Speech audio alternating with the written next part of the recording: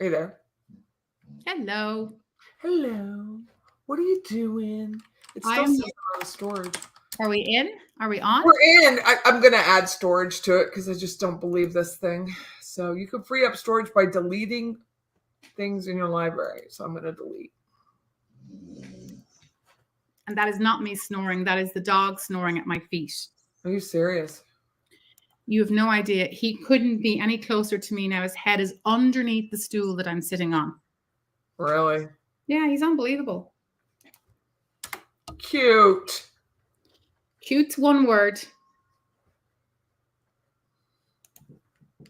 So what's new with you, Deborah? Thank you for coming on. You're welcome. My pleasure, of course. That's nice. Yeah, things are good. It's too cold at the moment. I don't know what it's like with you, but it's freezing cold with me down here, and I don't like that. What do you mean freezing in Clearwater? How could it be freezing? Well, I have to have the heat on day and night, although I just opened the door because, maybe the dog would just go in and out to the backyard and behave while I'm on this video call with you. But I had to add more storage. That was a pain in the butt. Okay, well, it's cold, Patty Wilson. Okay, when you say cold in Clearwater, Florida, because we have people that listen to us from Scotland and South Africa, what do you mean by cold? So it was about 45 degrees this morning. Oh, that's nice. It was about what it was here. I loved it. Yeah. Well, you're from Ireland. You're from the coast. I'm from Dublin. Well, so I was born in Dublin, which is on the east coast, which is nearer to England, which is a bit warmer than where we moved to when I was 12. We moved up to Donegal in the northwest. That would be the most roaring winds and rain and storms coming in off the Atlantic that you've ever seen. So trust me, there's days when it's so cold up there that you can't even leave your house because it's snow and frost. Deborah, it's cuddle weather. It's cuddle, but there's a lot of cuddling going on in Ireland if that's the case. See, okay, so Miss Wee Lassie, Scotland is in the house. I want her to come on sometime if you would, because I don't have contact information for you, Miss Wee, but to talk about your side, like how crime is solved in Scotland versus here. She follows the crime part. Oh, you guys are the crime kids. That's right. Well, we have plenty of crime down here in Clearwater. Trust me on that. Speaking of crime. What's a crime? Well, we have a lot of interesting little situations that erupt here, especially in the downtown Clearwater area. Oh, yeah. You have a lot of the Scientologists. We do. We have a lot of Scientologists. I mean, they certainly don't bother me, but they probably can be intimidating. Wait, is that what you mean by crime? I mean, are they getting mugged? Are they getting... Well, I just think there's probably some harassment going on. I mean, they really don't interfere. I mean, they certainly don't interfere with me. I don't have an issue. But, for tourists coming into Clearwater, they really don't go to downtown Clearwater because that's where the headquarters are. And it's not really... There's a lot of security. Huh? Don't they have a lot of security down there? They do. They own the Fort Harrison Hotel, and then they have their huge church center across the street, and they have a bridge going across.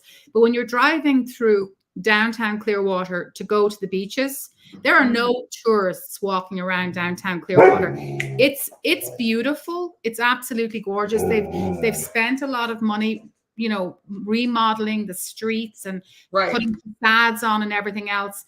But for whatever reason, it's not drawing tourism at all. All the tourists are heading straight across the bridge and over to Clearwater Beach. So I asked you to come on here to talk about buying homes in Ireland. Yeah. I have another client and a friend. He moved to Cyprus, and I'm going to ask him to come on. His is even more interesting because the rules for Cyprus, it's EU rules, but there's still other rules too. I mean, how long he has to be in an apartment because he's coming from the United States where you came here. So tell everyone how you happened to come to the United States. So this is my friend, Deborah Ward. We met 10 years ago. Seems like yesterday. In Clearwater, Florida, Largo, at a Keller Williams when I worked for Keller Williams. So we've been friends since. But tell everyone how you came to the United States. So back in the day, there were a certain number of lottery visas assigned to different countries within Europe, and basically you just put your name in the hat by ways of providing an envelope that was put together a certain way and submitted between this date and this date, and they just literally pulled the names out of a hat. Well, I'm sure it was a big hat. And so because at the time I was married, we got 2 chances, so that if one of the spouses won the visa, both of you could travel, but you had to enter the US together. And we just won the lotto. So then we had to go up to the American consulate. It was actually my ex-husband it was me that won it. So he came with me. So we had to go to the American consulate. To Dublin, and we had to present ourselves. We had to have proof that we had funds to support ourselves over here and that we had jobs lined up. So our jobs were most interesting. I was going to be a live-in housekeeper for my aunt, and my ex-husband was going to be her gardener, and that was sufficient. And that wasn't even true. Well, it was loosely true. I mean, we stayed with her until we got an apartment. I didn't garden. I mean, so is that how you pick Clearwater? Is because your Aunt Patty was here? Yeah. Well, we had come here on holidays several times, our family, my mom and dad and my siblings, because my aunt owned a condo down in Reddington Shores on the beach. So when we would come here, we'd go there on holidays. So because she was living here, it made sense. I wasn't interested in going to New York. I didn't want city living, and I wanted to get away from the freezing cold weather of Donegal. So Florida seemed like a really good starting point, and it turned out to be the best move that I made for me and now for my son here as well. And Clearwater. I mean, Clearwater, when you moved there, was nothing. No. I mean, we bought our very first condo. What year was it? And we came here in 1995. So we bought our first condo in Bel Air Bluffs, where you could actually walk over the intercoastal for $52,000. It was a 2-bedroom, 2-bath condo. And I wish I never sold it, because it would have been a great investment property over time, but it is what it is. So we lived there, and then we rolled the profit from that into our first house, and we bought in a deed restricted community because I loved the beautiful white houses with the white tile roofs on them and the perfectly manicured yards. So we bought a house there. And then when we had our son, we had renovated the house and put a pool in. That was an experience for an Irish family. And then we sold that and rolled the profit from that into our next house, which was back down where the condo was. And that in one, Bluffs. Yeah, in Harbour Bluffs. And then we put in a 60-foot pool into that house in the backyard. And so that was a great house. And then there was a life change, and we sold that. And I moved to the border of Dunedin and Clearwater, which I love. And I bought a little small house, and it was 1967 vintage from start to finish. Just like us. And I have slowly and systematically turned it into my house, and I love it. Absolutely love it here. So I'm a few minutes from downtown Dunedin, which is the greatest place on the planet. And I'm only 15 minutes from Honeymoon Island or Clearwater Beach if I wanted to go. You're close to everything. You're close to airports. 20 minutes to Tampa Airport, 30 minutes to downtown St. Pete. I mean, it's a perfect location. And you hear we're in a flight path. Do you hear the planes going over? No. There's a wee small airplane hangar just down the road here. So they fly over all the time. I don't even hear it anymore, but you guys might hear it. So the reason I asked you to come on was to talk about the difference. I've been following this girl. She's a hoot on TikTok. She's very funny. Her name is Erin, and she's in the UK, and she spent some time here in the United States in New York City, and she just cannot get over the food differences. The size of the sodas. The size of the portions. She calls everything a Coke. She called everything a Coke, which up north, it is what happens. Everything is a Coke. Well, do you know what we call it? We call it at home. We would have called it a mineral. A soda? We get a mineral, so that would be like a fizzy drink. And it wouldn't matter whether it was orange or Coke or 7-Up. Can we get a glass of mineral? Is what we would have said as kids. So she says, like, just the size of the bottle. So if you unfortunately, if you went someplace like our Dunkin' Donuts doesn't have soda fountain sodas. You buy the bottle. She said even they are a different size, but even the formula is different because a lot of what we buy, it would be illegal in the Europe because of the chemicals. They don't allow them and the dyes. Very different. So she tried a Kit Kat yesterday. I have to get her name and add it to the description. She tried a Kit Kat, and I just thought of you. And it was an American Kit Kat versus a Kit Kat in England, completely different chocolate. Totally different. Hated American Kit Kat, hated it. She said the chocolate was rancid. I don't disagree. So the prerequisite for any of my family and friends coming from Ireland is they must bring real Cadbury's chocolate. Real. So now, even our Cadbury, if you bought in the international section of Publix, our Cadbury isn't real? No, it is, but I'm not paying those prices. And it's sometimes sitting on the shelf for a while because it's a small section. But World Market, have you got a World Market up there? We do. I go often. They carry some good English. My earrings sometimes there. They have different earrings.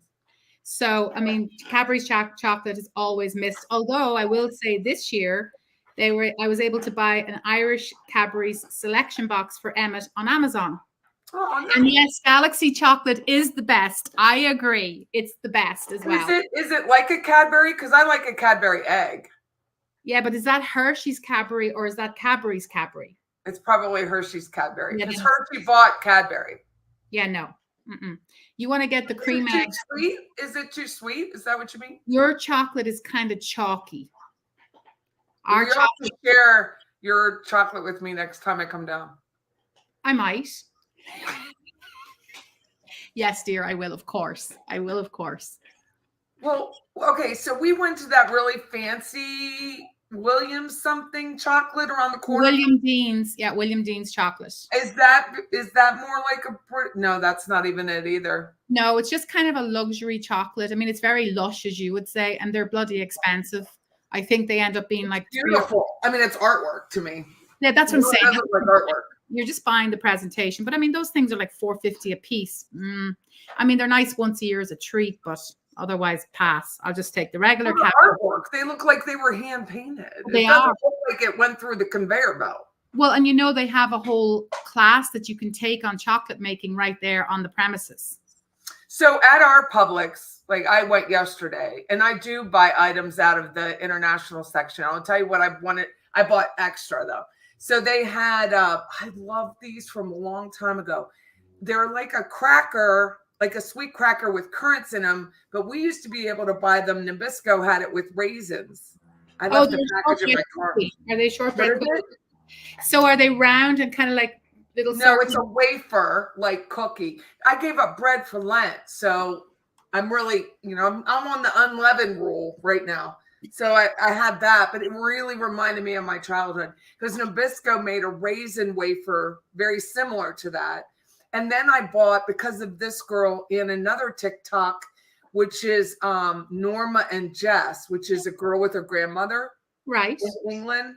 And it was this brown, it's a container of whatever, some gravy thing.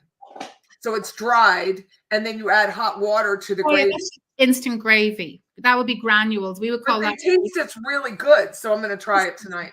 Bisto. Bisto, yes. You can get Bisto. You can get beef Bisto gravy, or you can get chicken Bisto gravy. But that's a cop out. I mean, I would never buy that. If I'm making gravy, I'm making it from scratch. But they said, well, Deborah, I don't cook much. I understand that. So you go. And I certainly don't like thinking about what goes into gravy. But regardless, that's what I'm going to try, because you get the custard stuff. To make my trifle at Christmas, of course I do.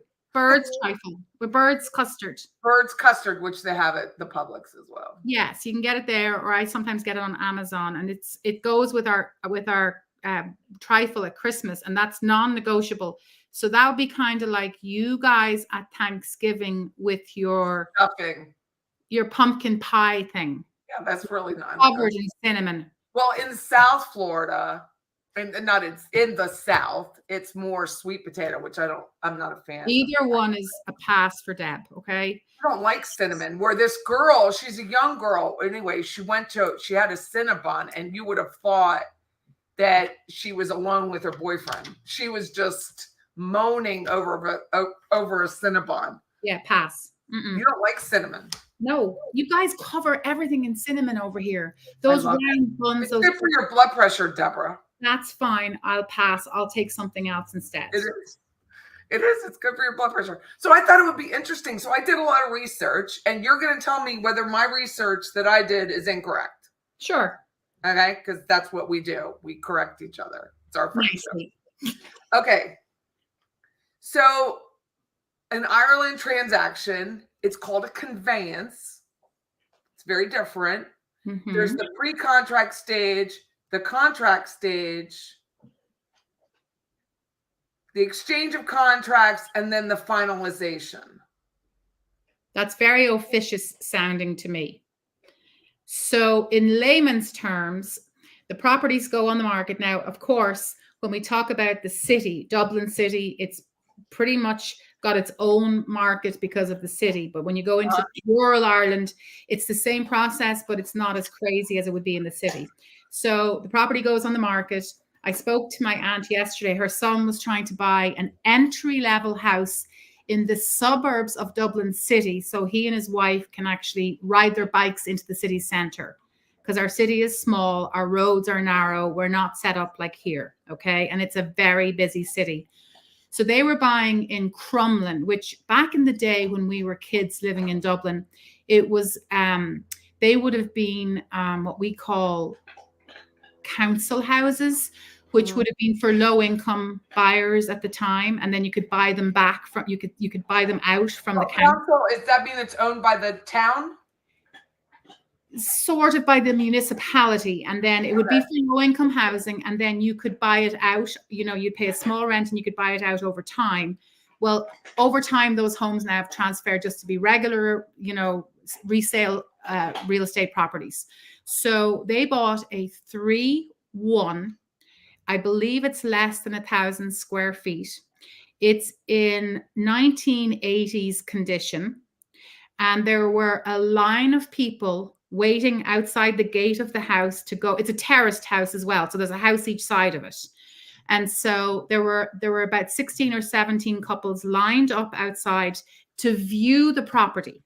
So the way it worked for Kieran and his wife, Aoife, and it was a very recent transaction. And of course, I was very... Kieran, it's an Irish name, yeah. Heron? No, Keiron. Kieran. Okay, go ahead. Kieran, not Kieran. Kieran. So the thing is, it ends up going into a multiple offer situation. So the listing agent, you don't have an agent to represent you as a buyer. You go to the listing agent. And more in buyer's agents, though. I found there are, but the way it's done in the city on the ground is your best opportunity is to use the listing agent, because many of those homes, especially entry level, are multiple offer situations. Okay. So this house was probably, you and I would probably give it a 6 out of 10. Cosmetically, structurally, it appeared to be pretty reasonable. So then whenever the bidding war began, the kids went up as far as they could, and lo and behold, they won the bid. Okay. So I think they ended up paying $398 for it, which was below the average for a 3-bedroom terraced house in Dublin, because it's smaller and it's much older, and it has a small backyard, and it doesn't have any parking. It only has street parking. What is a terraced house? So a terraced house is basically, you would call it a row house. So there's houses each side of you. Okay. And then if you went to the end of that row, that would be what we call a semi-detached house, right? So the row of houses would end. So it would have a corner lot, and you would pay more money for that. Okay. They couldn't do any of that. So that house was sale agreed, is the terminology that they use, subject to surveying. So a surveyor is actually hired by the bank. They're not quite an appraiser. And they go out and they actually look at the house sort of like a home inspector, but also like an appraiser, and they're just called a surveyor, right? So the buyers are not present for that. They gain entry via the sellers, and basically they determine whether the home is something that the bank wants to lend on. Just like an appraiser. In that way, it's similar. In that way, it's similar. So if the surveyor finds something that is not acceptable to the institution that's loaning the money, then they request that the seller make the repairs. The buyer isn't really involved in that. Oh, the bank does. Nice. The bank does it to protect the asset, right? They should. I agree. I don't disagree with this at all. Yeah. So far, so good. So they're expecting, there were some issues that needed to be addressed. They did find some black mold in there, and that was a hot button for the surveyor / inspector / appraiser over there. And so that had to be remedied, and it had to be remedied by licensed people. And the kids are scheduled to close on it, I think, at the end of next week. Okay, so what I found, they have what's called, let me get to it. It's at the end. Before you should list a home, you have a BRR fee. You have to pay for energy efficiency rating, and that can be upwards to €500. Correct. And they tell you to get comparable. We don't have, the only time we have energy efficiency rating in Florida, because I only speak to Florida, is when it's new construction. And it has to pass it. So older homes here in Florida do not have to be brought up to current code to obtain a loan. Only an insurance company could force that, kind of like a water heater that's over 20 years old. Correct. So, or a roof that's over 17 years old. Insurance companies could just say, we're not going to insure it. However, there's nothing up front that a seller needs to do. Correct. In Ireland, they only have solicitors. They don't have title agents. So here in Florida, you can have a licensed title agent that can perform a closing. They can't write any real estate paperwork that is not associated with closing documentation, because then they would be acting as an attorney. Specific states do require attorneys. This whole Ireland process is very similar to New Jersey, New York, and Georgia, where you present your offers to your attorney, and then their seller has an attorney, and then the attorneys talk to each other. It takes like a week. I couldn't do it.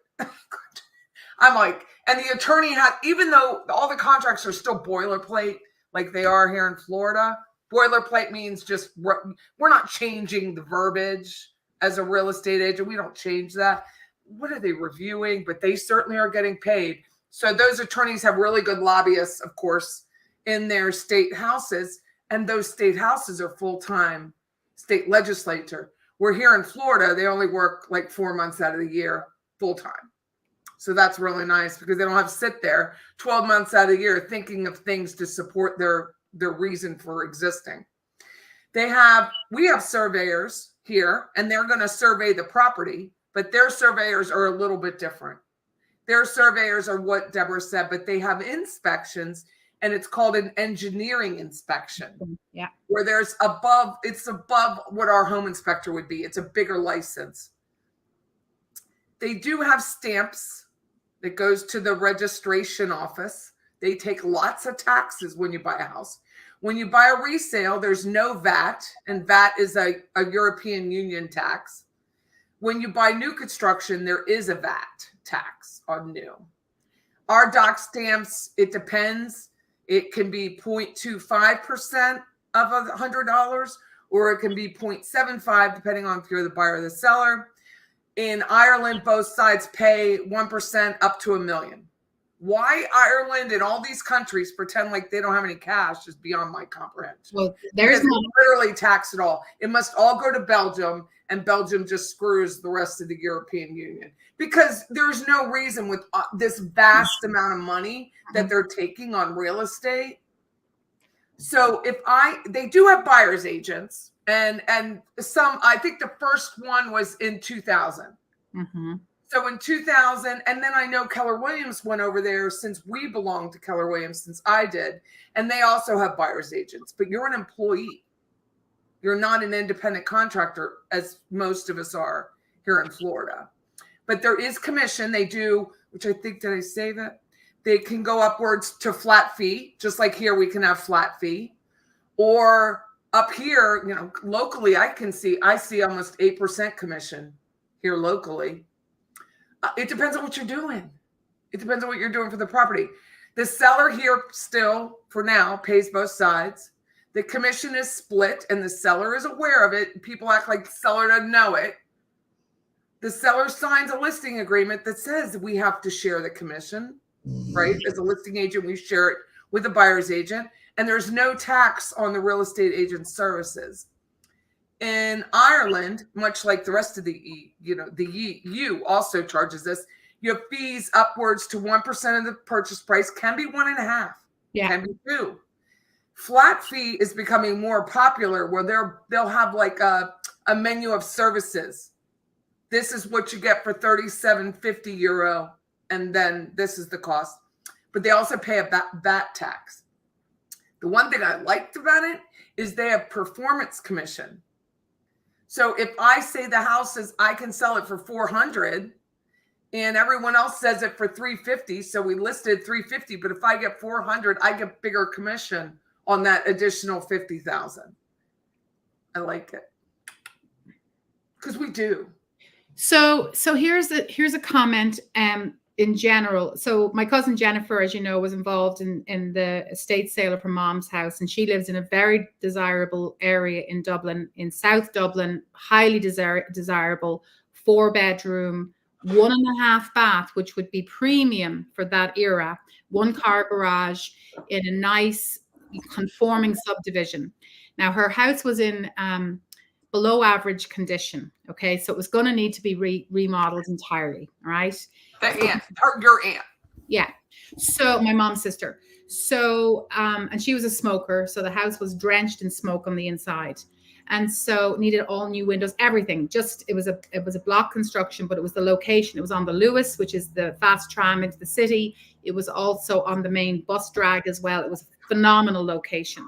So the going rate for a prime house like that, finished and remodeled in Dublin, would be multiple offers in the 650 to 700 range. 4 bedrooms would be huge in Dublin, okay? But because of the condition of that house, it was going to need rehabbing. They still ended up with multiple offers in the mid 500 range on that property. It took 4 months to settle the transaction. Why? Because there was an estate involved. They're not as efficient with the estates there as they can be here. And then the house was basically full to the brim with personal effects, and all of that had to be moved, but not until the surveying had been done and the buyers moved through their process, because the beneficiaries didn't want to start incurring additional costs till they knew that that buyer was going to close on the property. And so their contracts are not as clear and dry as our contracts are here. So that's why sometimes the length of time takes longer, because you're dealing with solicitors, and let's just say it doesn't move fast like it moves fast here.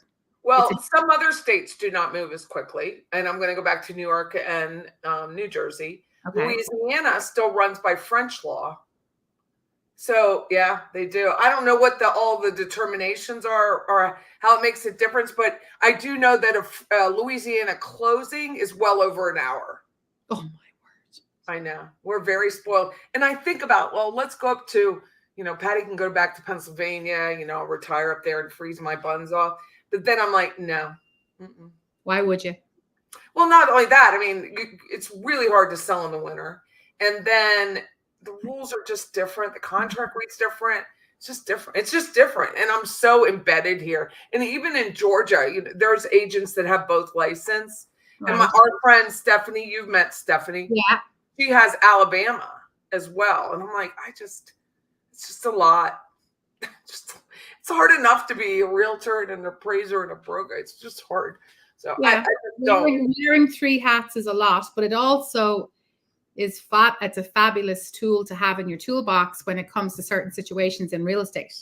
It is. Being a appraiser is, but I'm talking about if I had to worry about different states and the laws and the finance and the forms, I can look at our contract and know exactly what that financing contingency says. Learning all of that new just makes me nervous. Yeah, no. It's too hard for my brain right now. No. But I appreciate people that do. I think it's fabulous. It's like learning a language. If they do it early on in their career, then they're not so boxed in. Because I really do appreciate what Florida does as far as allowing title agents, allowing an expedient closing, title search, like a full title search, where they don't have that in Georgia because the Civil War, Atlanta burned. So they don't have full title searches.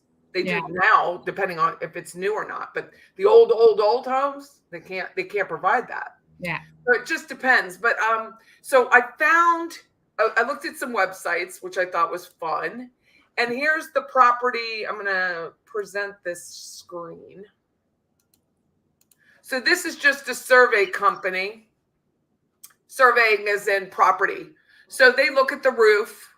They look at, it's an engineer survey report. And it's about the same cost as ours, as a matter of fact. It can help you save money. They tell you to plan ahead, shockingly. They can do a basic walkover, like a walk around like an appraiser would do. They can do a non-invasive, or they can run some cameras and thermal imaging, same as here. We have home inspectors here that will do thermal moisture imaging and telescope cameras. I mean, the seller has to allow that, but good luck getting any. Well, and here's why that would be a plus over there, because of the damp climate. And, you know, the majority of the homes are block construction on the bottom floor for obvious reasons. Like concrete block? Yeah, concrete block, poured footers and concrete block. Because, I mean, we're wet most of the year, okay? So you could have a big problem with mold real fast. So in the older homes, which is what my cousin and his wife have just purchased, there wouldn't have been the same quality of insulation as there would be in more modern homes. I mean, the standard of finish to new construction in Ireland is far superior to that in Florida right now. I can tell you that unequivocally. But back in the day, it was not that way. So, you know, the term rising damp, that would be something that the older homes would be very prone to. I mean, because I don't know it. Say again, love? I don't know what rising damp means. So rising damp means basically where first of all, we're a very damp climate. It's a very, you know, heavy moisture climate in general, even when it's a dry. Cuddle. And so, you know, we're in heavy dirt in the ground. I mean, the foundations would have been different back in the 40s than now. And so the barriers, now they've started to change some of the heating systems where you can have in-ground heating, which helps to keep the floors from going damp. But I mean, I remember being in my nana's house in Inchicore in Dublin. I spent a lot of time there, and the wallpaper was literally, you could just peel it off the wall with damp. It was like you put your hand on the wallpaper and it was damp, because she didn't have any central heating. She had a fireplace, and it was a 2-story semi-detached house. So it had one other house on the other side. So if you were sleeping in that house, you wanted to sleep in the bedroom that was directly above the fireplace, because the breast of the wall upstairs would be warmer than the other 2 bedrooms. So this is interesting because they have septic tanks there. We have septic tanks here. Some places. So when you're in the city and urban areas, they wouldn't have septic.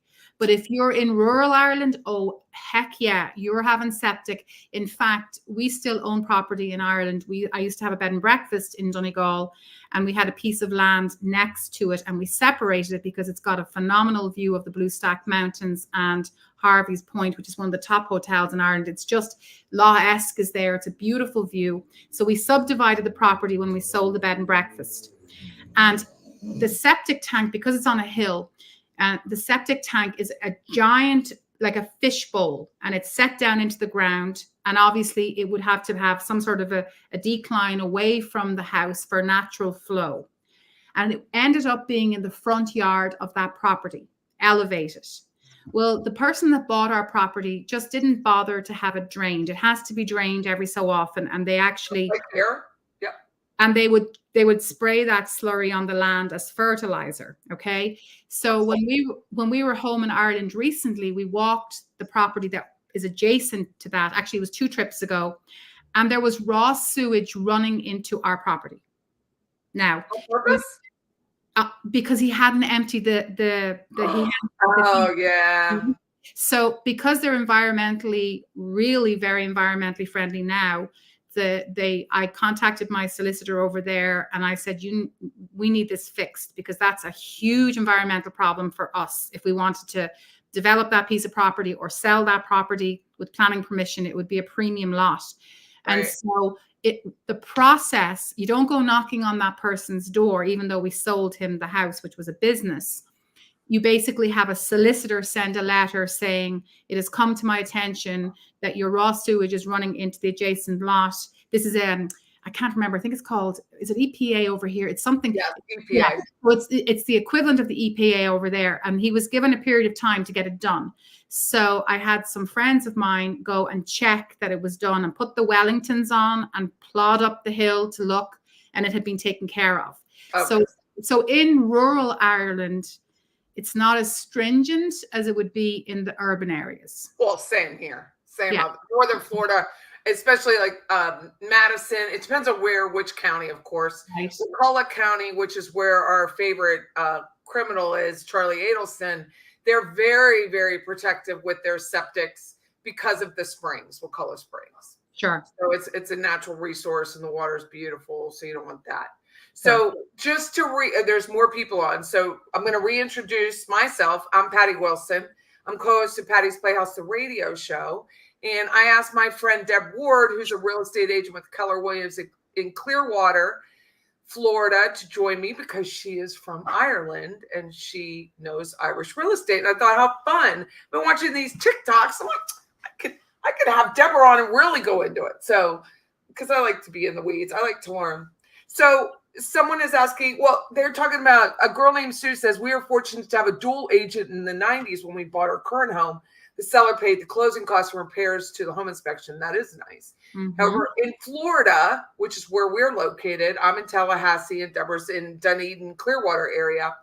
We don't have dual agent. We're called transaction broker.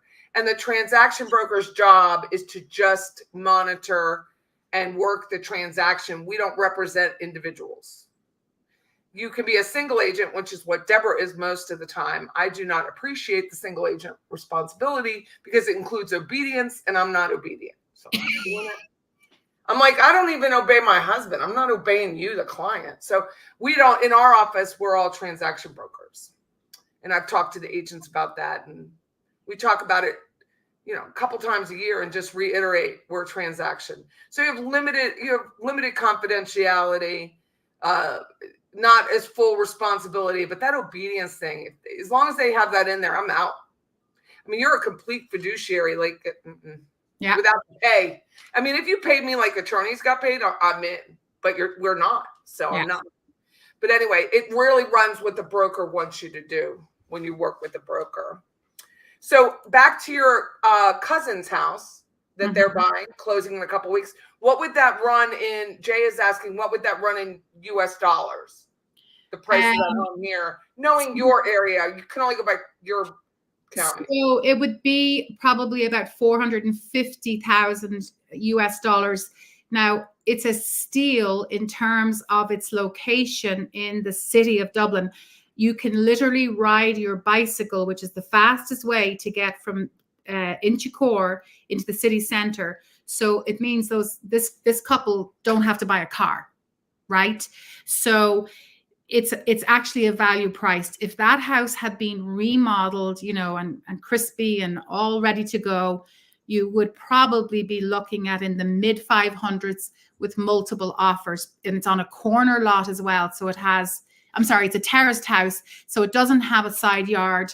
It would be worth more if it was at the end of a terrace, but this one's actually in the middle, so it has houses on each side of it. So their backyard's like a postage stamp size. It's tiny. So right? a girl named Sue, my husband's cousin lives in Alexandria, real close to Mount Vernon, and he's on a finger of the Potomac. He has a beautiful home. I mean, beautiful. They bought it as a foreclosure and has a lot of slate flooring. It's Wow. just absolutely beautiful. Open basement, walk up basement, just beautiful. Gorgeous. I don't know if they have a moisture problem. I'll have to ask them. But they Yeah. could take a kayak right in their backyard and cross the Potomac like they're Washington. That's really cool. So Miss Sweet Lassie says she does not have central heating, just a stove that heats the water and a few random radiators upstairs. And where's How that old lady? is your home?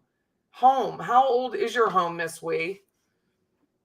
So Irene says she has zero knowledge of real estate and is glued to this. Some days I feel like I have zero knowledge of real estate. It moves so fast in real estate, and that's why I appreciate having my business partner do what he does in his office, that I can sit and read about new issues that come up. And the radio show really helps that too, because I have to feel like I have to stay up on it. So Neely says she has Irish relatives owned a thatched roof, Cottage County, Wexford. I'm not going to ruin the other name. Walking distance to the sea. Curlew. And so what's interesting, Neely? Curlew? There's no Curlew. Curlew. Okay. So here's what's funny about that. When I was a kid growing up, our family had a holiday home in Wexford. So we lived in Dublin, and Wexford at the time felt like it was 1,000 miles away for a kid in a car, all squished together with no car seats. But it's about a 50-minute drive from Dublin. And so it's along the East Coast, and the weather is much milder there, right, than it is in the Northwest, which is where my parents moved to in Donegal when my dad went to work as an accountant in the fish factories. But I grew up every summer in Wexford, swimming with my cousins. Thecla, that lives around, my cousin lives 2 streets away from me, and we all grew up together and spent our summers together in Wexford. So that's so fun that's Wexford. It's a great area. Now, if you were to go to the West Coast or the Northwest coast of Ireland, first of all, the water is much colder, even in the summer, and it's much more rugged and more windy because it's coming right off the Atlantic, whereas Wexford is more sheltered and the water would be slightly warmer as well. It wouldn't be as dramatic as it would be on the West Coast. Just the topography is different. Neely says her grandmother was born there and family since late 1880s. And do you know I won't destroy it. So Roach and Tobin. So those are very typical Irish names. Like Tobin is a very old Irish name. I haven't heard it for a while. Roach is very common Irish name. 1880s. Oh my gosh, you should do all your family history tree on that. That's super cool. You should go and visit because, I don't know where you are, but there are direct flights straight from Orlando to Dublin, which is just glorious because for all the years I've lived here, I've always had to take 2 flights and it just makes it more work. So now I just drive over to Orlando, and it's Aer Lingus, which is like the Irish Airlines. So the air hostesses all wear green tweed. It's all green inside. It's the same caliber as British Airways, which is a very nice airline to travel with. And their prices are great. Like you can fly direct from Orlando sorry, that's my dog snoring at my feet. So Lucas, I just, as long as he stays quiet and doesn't start jumping up, we're good. So you can fly from Orlando, if you plan a wee bit ahead, probably for $700 round trip. That's crazy money. So you should go, my dear. You should go. So Jay says it's relatively affordable. Actually, the idea of location and desirable attributes would be astronomical here in California. Yeah. Yeah, no doubt. Well, it would be astronomical if it was Miami too. Philadelphia, if you were on the water in Philly. I mean, all of that would be, it's all location. Boston would be outrageous, even with all the crime they have. It'd be outrageous. She said she has been to Ireland, but never to the south. Stayed in Dublin. Yeah, so, out of Dublin. Tell them where you're from. So I'm from the south side of Dublin, from a place called Rathfarnham. That's where it was a pretty affluent area. I went to a convent national school, which would be an elementary school. And then we moved to Donegal, which was the northwest. As I said, my dad was working as an accountant in the fish factories, which was huge back in the day. All of the main fishing in Ireland came into Killybegs.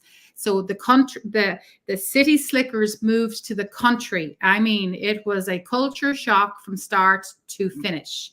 But you got out of the convent. Well, not really, because then I had a crazy idea that I should go to boarding school.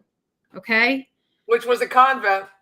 Which was a convent of mercy nuns, and they showed no mercy at all. So, and by the way, we laugh about it now. The boarding school was 7 miles from my parents' house. And it was a Monday to Friday boarding school. So they would drop me back on a Sunday night, and then they'd pick me up on a Friday. Did you cry when you went on a Sunday night?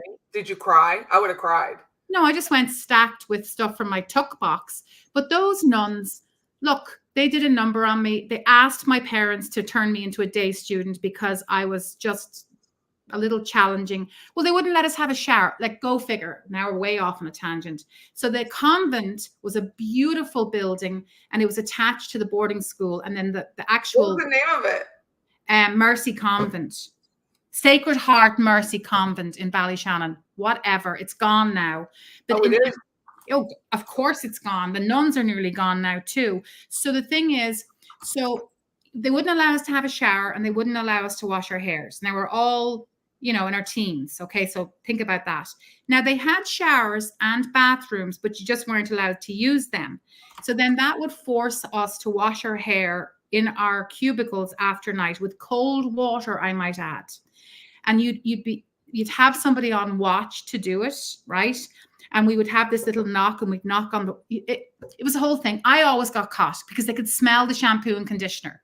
And then the next thing, they would come in, and you'd be sent down to the scullery, and they'd hand you a big fat Bible and make you write parables from the Bible. And then it got even worse. Then they put you back to bed after 2 hours of torture. And then they'd make you go to morning mass the next morning, which meant... Is this in Donegal? Yes. So then every single nun that was your teacher in the school that day knew you were being punished by being sent to mass. And by golly, you felt their wrath all day long in school. True story. Is this it? That's it. That's the convent in Ballyshannon. What's for sale? Good. That's proper order. They were very special. There it is. So that school is no longer in existence. In fact, they amalgamated the De La Salle, which was a boys' school, and then the community school on the other side of the town. Wait, slow down. Slow. De La Salle, like LA space SALLE? SALE, De La Salle was where the boys went to school, right? The forbidden fruit, right? And then they turned... Work with the Holy Spirit, Deborah. Well, let's just say I learned a lot during that time. And then, so I'll give you an example of the kind of stuff that would happen. So you had to sit at the same table every day, and you had like seniors and juniors and all of that. And Sister Jared was the main chef. Okay. And she'd give out Jell-O. We'd get bowls of Jell-O to the table. Now, somebody explained this to me. If the Jell-O is set and there's a fly in the bottom, how, when you bring it back, because I would always bring it back and say, Sister Jared, there's a fly in the bottom of the jelly, or Jell-O as you would call it. Oh, well, it wasn't there when it left the kitchen. So of course, I had to challenge that. So I needed to just, true story. And then I'd end up having to wash dishes, 85 students' dishes as a punishment. And then I'd have to go to morning prayer, and on it would go. And then finally, you call Jell-O jelly, but what do you call jelly? Like here, jelly, like grape jelly is what? That's jam or preserve. Preserves, but not every preserve or jam is a jelly.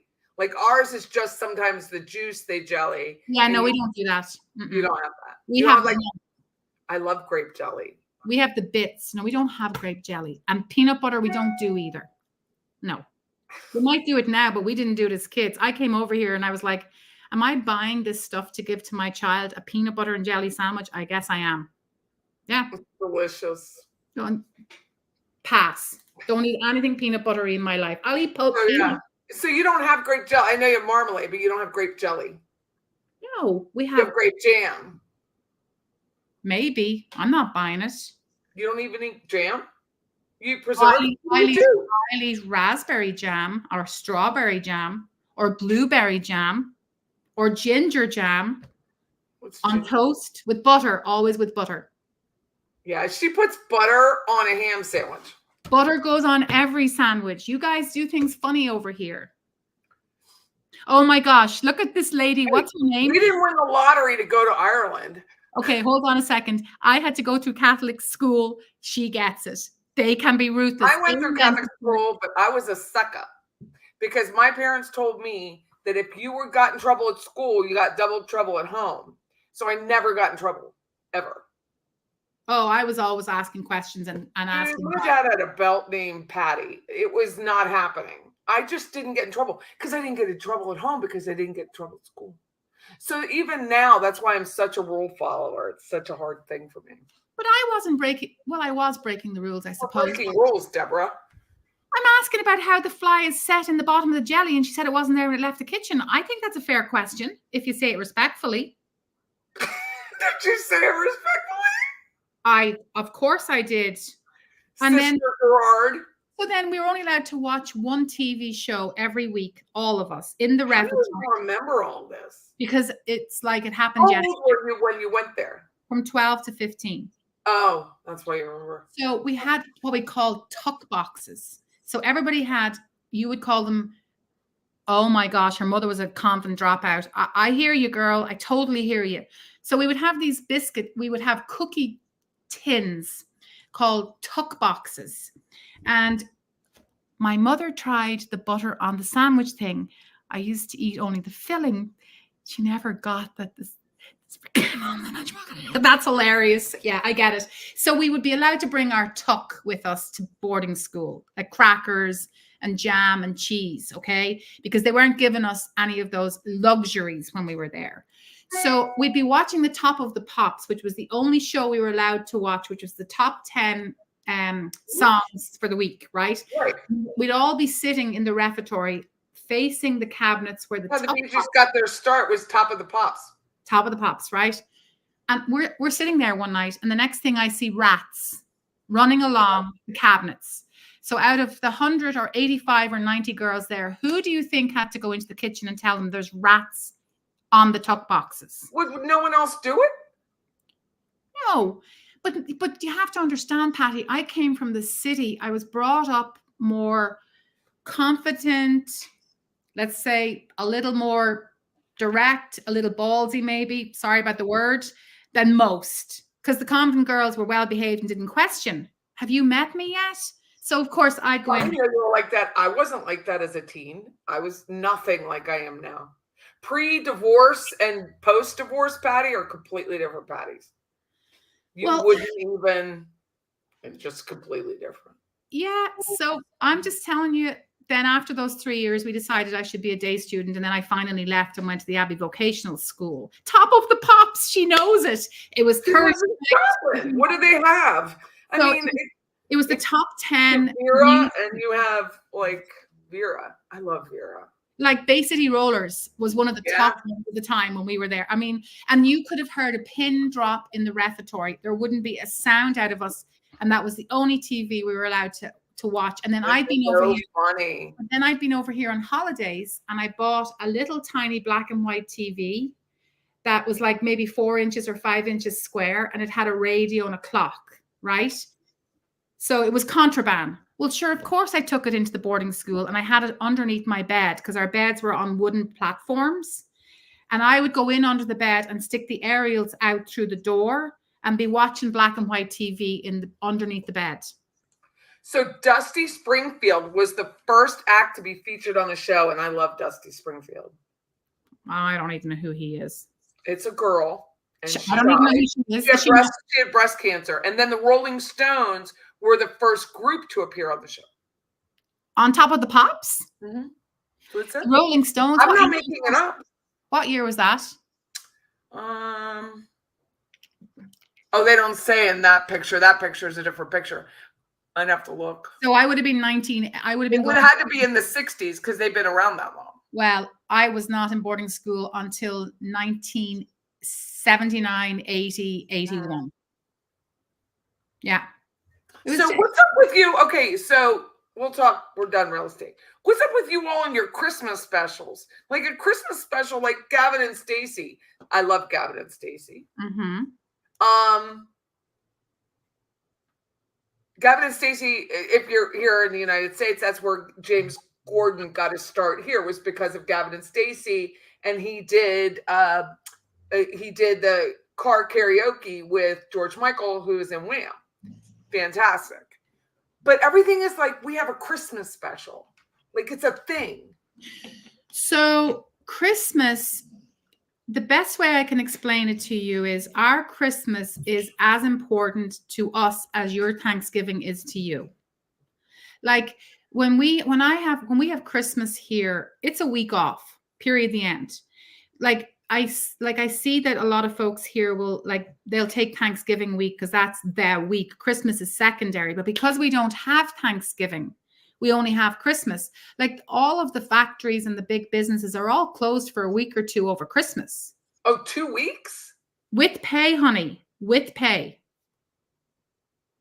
It's just a different philosophy over there. Remember, traditionally Catholic was Ireland. I mean, Ireland was Catholic. So now we have not so much, thank goodness. It's so diverse and I love it. But that tradition has stayed in place.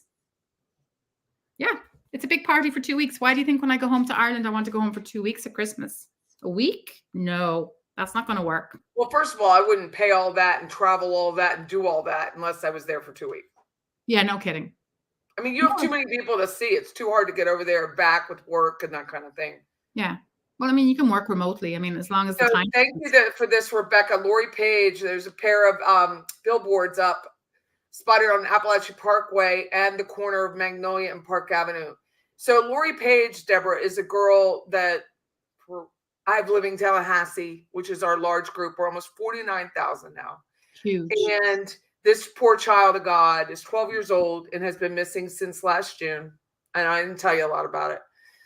And so I was at a press conference today with Pastor Rudy Ferguson. We've highlighted Lori's plight and where is Lori? Where is Lori? Hell, where are her parents? No, you talked about her to me before. Go ahead, love. And so we are at a press conference today at 10 o'clock at Griffin Middle School. We're going to send out more flyers. FBI is now involved. The Jacksonville field office has put up a reward of $15,000. We're praying for her family because we don't know where the hell they are. Dad wasn't there. Missing. The family's missing as well. Oh, no, they're just missing from helping look for their daughter. What's up with that? But for the grace of God, go I. Wow. I'm trying to stick to. But anyway, yes, we were so happy the billboard's going up. Lamar offered us, like if we were going to do a separate gig with them, like $100 for 4 weeks to put more billboards up. So we're going to see what the FBI finishes with. I know they're in contract with Lamar, which handles all the billboards in our area. They're putting billboards through Georgia and Tennessee and even Tampa area because her mother and her mother lived in Tampa for a while. She went to USF, University of South Florida. And Tennessee is where her mother lives now. She goes to a medical college in Goodlettsville outside of Nashville. So there's a lot of story on my Lori Page. But Saturday morning we have a county cleanup sponsored by Leon County Sheriff's Department. So we're going to stand there and hand out flyers to everybody and walk around and give out flyers. So Gavin and Stacey is must-see TV. I named my truck Nessa. My blue truck's name, as I always name my vehicles, is Nessa. It's a Ram. And I have a 92 Land Cruiser, which is right side driving. It was imported from Japan, and I call that Vera, also from British TV, which is like 28 seasons. It's like Midwife. It's like the Midwife show. So girl named Sue says she's 58. Good for you. So anyway, this is spam. I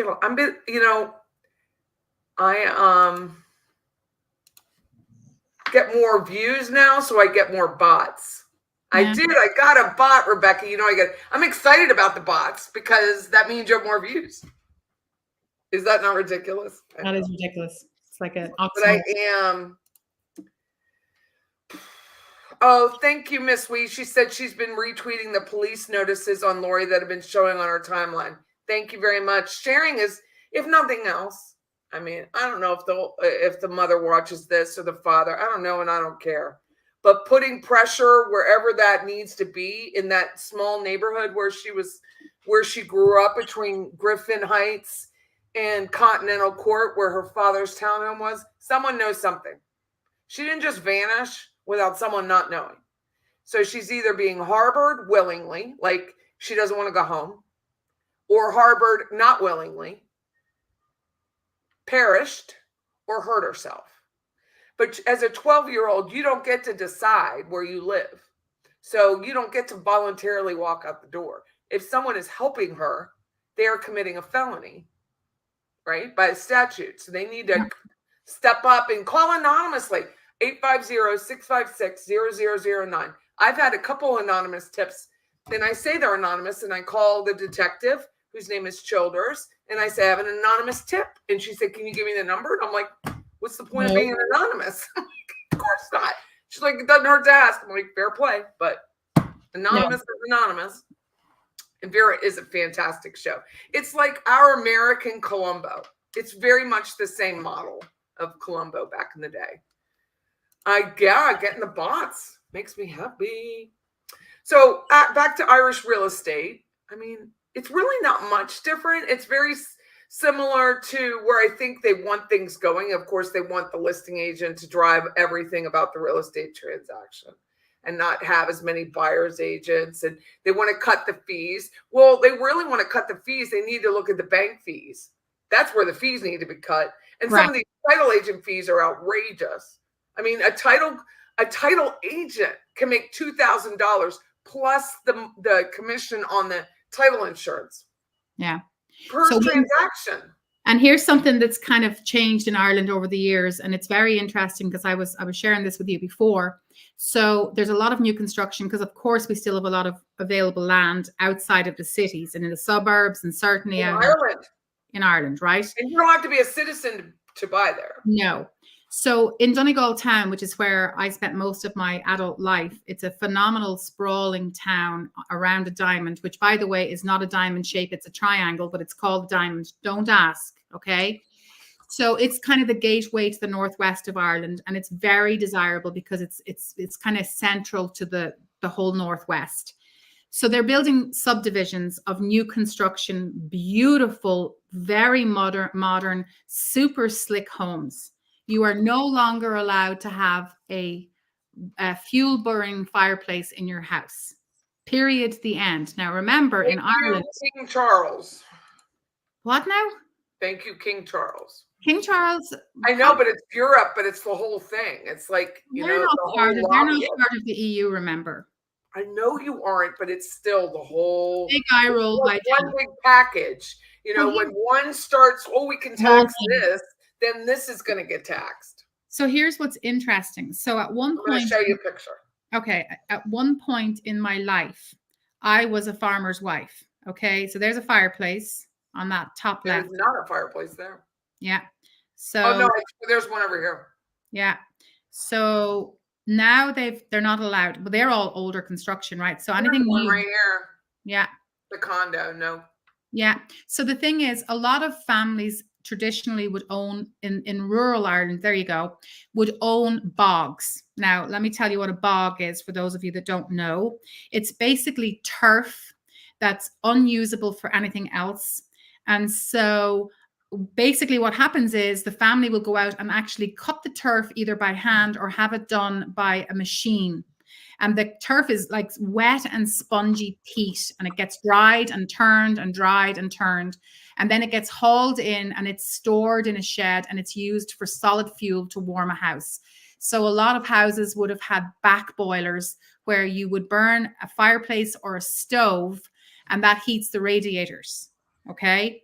That's fine for anybody that has a house that was built prior to, I think, 2 years ago. You now cannot buy a new construction home with a fireplace, period, the end. Like, that is like ripping the heart out of Irish culture, really. So it's kind of interesting to see. How do the people, are they rejecting this? Well, here's the thing. The resale market in Ireland is very strong. There's a lot of property for sale and high priced property. So the new construction, the way they're serving it up is that there's incentives to buy, and they're large detached homes, like single family, not attached homes in premium locations. But there are people that just will not buy a new construction because there's no fireplaces allowed. I mean, that is really truly the heart of the Irish house, is having the fireplace.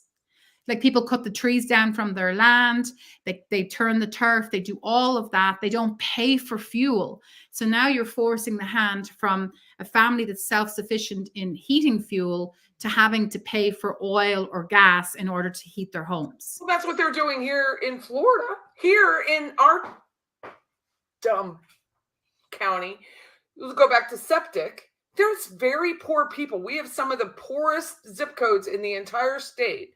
And they're forcing these people to go off of septic to go onto sewer, saving the planet, right? What? And costing more.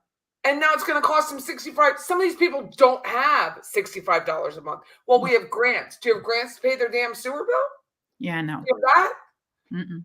It gets me so upset. So funny, because some of these names, because we have a Donegal township in Pennsylvania. Let's say it right.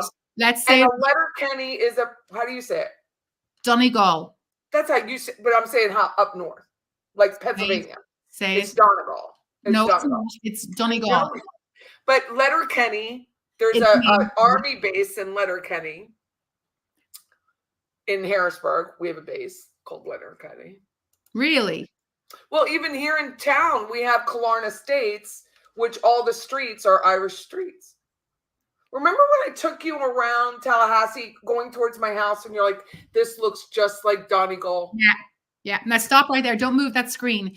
So go down to the photograph, third from the left on the bottom row. So that's a terraced house. See that? Yeah, like a townhome. Well, no, it's not a townhouse. That's a different type of building. Look at that pitch on that. Well, that's the hills, right? So that's a very old terraced house. And I don't know if you can scroll. Can you make that picture bigger? So, of course, they've redone the inside. And those windows are not original to the house. But the one next door to the right looks like they're all, they've put them in. But that's I like how this flips out. Well, that would have been the original style of the window, but they would have been on sashes. Right? Oh, really? Yeah, and see how they have the dome above the door? That would I like it. We call it a transom. But that would be to allow light. What do you call it? A semicircle. I don't know. We don't really have a name for it. It's just the way it is, because that lets the natural light in, because you really wouldn't want a glass front door because you're on a main street so people could look right into your house. So it allows light in, right? So they would be some of the most affordable homes now, and particularly if they're in original condition. So I did a Google Street View. That's typical. So that's very typical. So if you go to Ballantrae or Donegal Town, actually go to Donegal Town. Can you bring up Donegal Town? I'm trying to find the yellow door, dude. I love these windows. So these open out, right? So you get a breeze. And then the window at the top, the wee small window. Like here, these little cubes. They're old windows. Do you guys have no central air because it's not required? No. Central air is how it's freezing cold outside. You're trying to keep the heat in. Okay. Well, in June. In June, you just open your windows. Now, there is a noticeable difference with global warming. Like, some folks have put in, mini splits and stuff into some of the newer houses because they're so. It looks like they have like. That's a built-in wardrobe. We call that a built-in. It looks like linoleum. Look like it's linoleum on there. It's wood. So that's called a built-in wardrobe, and that would be very typical in our houses. Closets, right? That's your closets. That's your bedroom closets, right? Now, where do you want me to go? So go to Donegal Town. If you can just do a Google search of it and try and bring it up in real time. It's a diamond, but it's a triangle. But I want you to see some of the residents around the diamond. All terraced homes worth a fortune. Is this what we're talking about right here? The Abbey? Donegal Town. Yeah, go to the triangle. The diamond. Okay. Yeah, see the diamond that's really a triangle? That one. I'm trying to get a Google Street View. Okay. Oh, look at that. I want to go. Okay, I so don't want to go with you. I want to go sit right there and watch people all day. let me give you a little tour of this. So that church there is a Protestant church. The left building is the courthouse. So that's the church. Yeah. This is the courthouse. Oh, here it is. Scroll around. Keep going to your right. So there's Donegal Castle. So that's a huge tourist attraction in Donegal town. Huge. If you go down the street to the bridge and look back, you might have to go further. And now look to your left. That's the post office there on the left. So there's Donegal Castle. That's a huge attraction in Donegal. It doesn't look like it's very large, does it? Now look at the wee house down on the left-hand side where you were before you go over the bridge. Go back. No, go back where you were. Further. That house to the right. Go to your right. Turn around. Yeah. That's a flower shop. So look at that wee house there with the white chimney. So that would be a very old house that's kind of been remodeled, and it would be very close to the river. So a lot of those houses would suffer water rats because the river runs there, right through there. Yeah. So that church that you see there is actually one of several churches in the town. Yeah, my doctor's office used to be there. So go on into the diamond. What's over here? What's going on over here? They're all houses, Pet. They're all houses that are just back. They're facing onto the water, but there's no value. There's no perceived value in that because the river will flood, and those houses would have flooded over the years. There's an area in Harrisburg called Shipoke. It looks just like that. Always floods. Yeah, no, I want you to go the other way. So I want you to go back to the diamond. You're going into. Oh, but I want to see. They're a big 3-story. Now you see they're terraced homes. Is that because they're deeded individually? You don't call it a townhome? Yeah, they're totally deeded individually, and they were built that way, Patty, for warmth. Right? Makes sense. So this is the courthouse or the castle? So the court, that's the castle. This is the castle. I have photographs from my wedding day taken in there. So the next building in front of you there is the courthouse. It's a live, actual courthouse. It's a very busy place. Where they hang the people. There's no guillotine, no none of that. So the next building is the courthouse. It's got to be haunted. Huh? It's got to be haunted. Oh, the castle's surely haunted. It's beautiful inside. So keep going to the diamond. Okay, I'm going. So this is the diamond? Yeah, so you're going to go turn left. So the gentleman that bought my bed and breakfast owns that restaurant on the left-hand side of the road. Turn around. The blue stack? Keep going around. Around. Keep going. That's the courthouse. Keep going around. No, turn around. Wrong direction, Deborah. Yeah, you're going the wrong direction. Turn around now. Scotsman's Bar. Looks like a lot of pubs. There's always a lot of pubs in Ireland. Okay, what's the difference between a bar and a pub? The bar is in the pub. Stella. So here's the diamond. This is it. Yeah. So if you look to the left or to the right on those buildings, those are actual people live above those shops, even though it's the center of the town. So that'd be fun. So if you keep going up the street there where you're going, are they rentals? Are they to let? Well, mostly they'd be.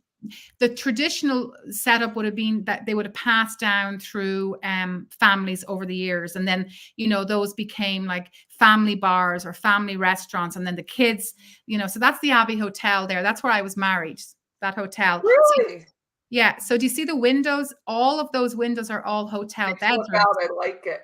So is the bottom window fixed? Yeah. So at nighttime, it could be very noisy at the weekend because all the youngsters come in from rural Ireland by minibus and they all party in Donegal town. Now, when I was home with my clients, we stayed in the next hotel, the white one on the right, the Central Hotel. We stayed there. Yeah. So that's a school bus there in the picture. But so if you look above all of those buildings, the majority of those would still be homes. And so you're smack in the middle of the town. So you wouldn't really have a need for a car unless you wanted to travel out of the town because everything's right at your fingertips. Okay, so you don't have air conditioning the way I would think, but what about ceiling fans? Because I know people here, it could be 40 degrees. Her name is Patty, and she still has a ceiling fan going. So no, the hotels don't. But when we were there in the Central Hotel, it was the hottest weekend in the year. Okay. And where you are now, that bar on the left-hand side was very busy with kids. So I had to open our bedroom window because it was so hot. And then because the noise was so bad coming from Sonny McGuire's and that other bar, like literally there's 8 bars in there and it runs down that whole street that you can't really see. Does it? So they gave us a fan. That was their best offering, was to give us a fan. Yeah, that's what you said. We don't need air conditioning in our homes, Patty. It's cold here. But sometimes in the summer it can get hot. And then because they don't have ceiling fans, they're probably going to have to consider it in the hotels because it was so hot. It may be cold. I get it. But it's called circulation. And when you're used to it, I'm used to air whooshing around over top of it. We just open the window. We just open the window. That's it. I would do that too. But okay, do they have mosquitoes and bugs? No, we don't have mosquitoes. It's too cold for mosquitoes. That's nice. So that's the Diamond. People would hang out. The parade goes around the Diamond there. It's a parade. Yeah, we do a huge parade at St. Patrick's Day. Oh, my people. All around. Yeah, of course. Right. That's one of the banks there, the AIB. P-A-T-T-Y, not P-A-T-T-Y. Look at him. Isn't he cute getting into his tiny little car? That's a big car in Ireland. What are you talking about? Probably a big car in Ireland. Like there's a taxi. There's a car that's like normal size. Yeah, we have good sized cars. We do. Most of them are. But remember, cars are very expensive, Patty, and petrol is very expensive. And they're like a liter, right? Well, yeah, but here's the thing is there are more EVs in Ireland than you would see here per capita already. Okay, how does that work when it's so cold? The battery charge. You still plug it into the wall like I do, and off you go. My brother so Deborah just bought a Tesla. How much is your utility bill gone up? Not a single penny. How? So that makes any sense. So the cost is so minimal. It's 14 cents a kilowatt hour. And so it's very inexpensive. When I think about how much money I was spending on petrol, holy moly. I'll tell you now, actually, the start. Because how many times would you have to stop to come up to see me? Well, how many miles is it? 200. It's like 4 hours even. So like 240 something. Like that. So I would only have to stop and charge once and probably for less than 15 minutes. So I've put 7,000 miles. Mexican in Ireland? What, lovey? You have Mexican food in Ireland? Yes, we do. We have all kinds of food, Patty. I want to know what that pizza tastes like. Not like here. Okay, so you want to ask me about the charging? So I've spent $504 on electric for 7,000 miles, and I have saved I've saved $746 in the difference between that and gas. Okay, well, that's fair. And then if I stop at a supercharger, my home charge is 14 cents a kilowatt hour. If I stop at a supercharger, it's 35 cents a kilowatt hour. But did you have a supercharger put into your home or just the regular charger? No, I had to have my electrical panel upgraded because I put in the full 220. So it's the strongest power that you can put in. And then my friend Travis, Sparkman, he owns T-Spark Enterprises here, and he's also a realtor with us. He bought the Nissan. It looks like the Rogue, but it's electric. Yeah. And I asked him about his house, his office, and he said, get this. He said if he put a charger in his roofing company office to get the permit, he has to agree to allow the public use it to charge and use it at his expense. I'm like, out of spite, I wouldn't have it. No, I mean, I see the cars other than Teslas outside Whole Foods because they have generic chargers there. Yeah. But Tesla, their system is already in place. Like I was charting out, I had to make a trip down to Palmetto to show property. And I'm like, okay, well, this is going to be a first. So I had it fully charged and I'm like, I was going to be gone for several hours. So you just basically put in a destination and then you ask to add in a charger, and it just tells you where the charges are, how many stations are available, and how long you need to charge. It's amazing. Our Scottish lassie, she has a diesel, 55 miles a gallon. That's what I noticed with my Land Cruiser. It's a 92 diesel, and I think I've had I don't drive it. I only drive it one day a week because it is an antique, so I really don't want to keep a lot of miles on it. But it's I think I've had in the last 6 months, 3 tanks, maybe. No, I had a diesel car when I lived in Ireland. So nice. So, I don't care. I mean, it sounds like you're like this through the whole thing, but I love it. no, I loved my diesel car at home. I had a Peugeot, so we all had diesel at home. But they've gone very electric in Ireland. My brother, as I say, he lives in rural Ireland and he has a full EV, and he said he would never go back. I would. I would have to have a gas car. I drive to Pennsylvania. I'm not doing that. But Not today. It may change. Oh no, there are people that tried to get a Tesla from Texas to Michigan, and it took them forever. Well, I'm going to tell you, I've tested and I don't see, I mean, there's some dead spots in the middle of the country for sure. But, you know, I mean, you plan accordingly. It's never fair. I remember going to Tennessee with me or to North Carolina. And we had to come across from Augusta to Tallahassee in that one long stretch where if you had to go potty, you couldn't go potty. There is nothing. There's not even a gas station, let alone a charge. And you would be out of charge if you drove that route. You would have to go a different route. You have to go a different route. And then, you know, in Ireland, if we need to pee, we just pull in at the side of the road. Here's a grocery store, Deborah. What do you call it there? Super Value is a brand like Walmart or like a Morrison's or M&S. So like Whole Foods would be Marks and Spencer's, which is an English company. Yeah, it's in English now. It's expensive. It would be like Whole Foods here, but on a much smaller scale. But then you have Aldi and Lidl, which we have Aldi here. You know, they got a Lidl in Harrisburg. Oh, they did? Just recently. Yeah. So H&M, we have H&M. H&M is an English store. H&M. We have a Dunn store. So say Thursday. Thursday. Say Thursday. Thursday. It's my favorite day with Deborah is Thursday. Thursday. Thursday. How do you say it? Thur. TH. It's a diphthong. Yes, dear. It is. Hey, look, I have a hard enough time with the American English, but it is. Yeah, we say Thursday. You say Thursday, or it's the third. The third. The third of February. The third.